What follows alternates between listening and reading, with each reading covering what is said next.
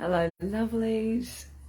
So welcome to my weekly Q&A. So I have lots of people asking me questions, and I would love your questions. So either email me, DM me, pop them in the comments below, and or if you're live, say hello and ask me your questions, and I'll see if I can answer them.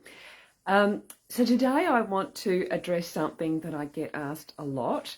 And that is, do I need to be perfect to lose weight?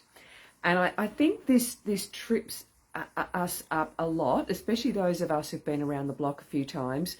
And, we have a lot of dieting mentality baggage.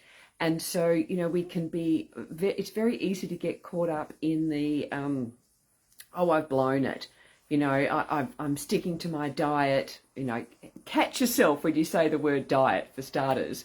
So, and I've blown it. I've been naughty, I've been bad. All that kind of, self-talk is not helpful. And so, we go along and we're doing really well, and we're eating healthy, and then something happens, and we go out. We might have coffee with our girlfriends. It might be a social event. And we eat something that's not on the plan, and it can derail us. And, my philosophy is that, enjoy it, enjoy that cake, especially if someone's gone to the trouble of making something. Now, that's not to say that you have to eat it either. But if you're going to choose to eat something, enjoy it. But then just get straight back onto your healthy eating plan at the very next meal. And I think this is something that can be really hard for us because of that dieting mentality of blowing it. I've blown it, so I might as well, excuse me, eat bad for the rest of the day, or even worse, I'll start again Monday, the eternal Monday. So, and this is why it's really important to establish your own healthy eating plan. This is why it's so important to create your lifestyle that involves, means, shopping and taking time to plan and prep, so that healthy eating becomes the easy option. And this is something that I work with, with my clients, is because establishing that foundation of healthy eating is where it's all at. Now, depending on your health, your, and what you want to achieve, that healthy eating plan is either going to be a weight loss healthy eating plan, or it's going to be a maintenance healthy eating plan. And so, that's what we would be working on. Because, at the end of the day, we're not calorie counting. So our weight is going to ebb and flow. Even when you're maintaining, it ebbs and flows. So, we've just been through a period of festivities. So, my jeans are a little bit tight. So I come back, and my healthy eating plan, I will just cut out the little extras that I know, aren't serving me, while I'm just trying to release those few kilos and just get back to my normal maintenance eating plan. But you do need some sort of an indicator that is going to let you know that it's time to, cut out those little extras so that you can get back to feeling comfortable in your jeans again. Now, for some people, that's getting on the scales every day because they're able to use it as a tool, which it is. For some people, the scales are a depression monitor, so we don't want that. Others, it's just jeans. I just go by my jeans. So, that's why you don't need to be perfect, but you definitely need to be mindful of what your healthy eating plan is.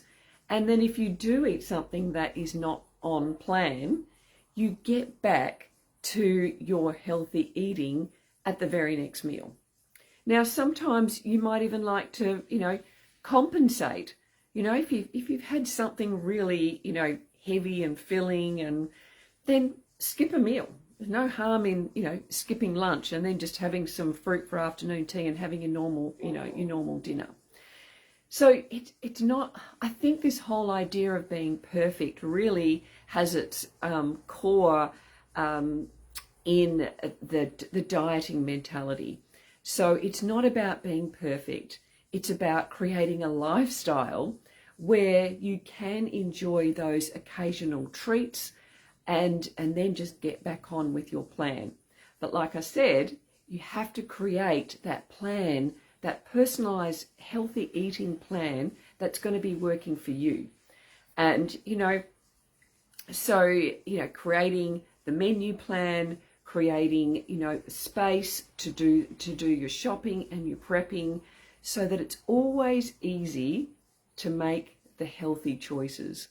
We want to be getting to a place where, you know what you're having for dinner, or dinner's even made, you've got the healthy snacks, you've always got the hummus and the cut up carrot sticks there. It's easy. Creating that lifestyle that is easy to make the healthy choices. So I hope that, goodness me, my voice today. So I hope that helps, eliminate that idea that you need to be perfect. And even to the point, I just want to address that you don't even need to be 100% plant-based. There is a fabulous study that you've probably heard me talk a lot about, the Blue Zone study, where they looked at the happiest, healthiest, longest living cultures on the planet alive today. And there's 5 of them all over the world.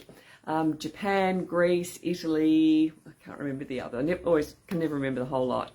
And so they eat very differently, but they all eat around about 95% plant-based.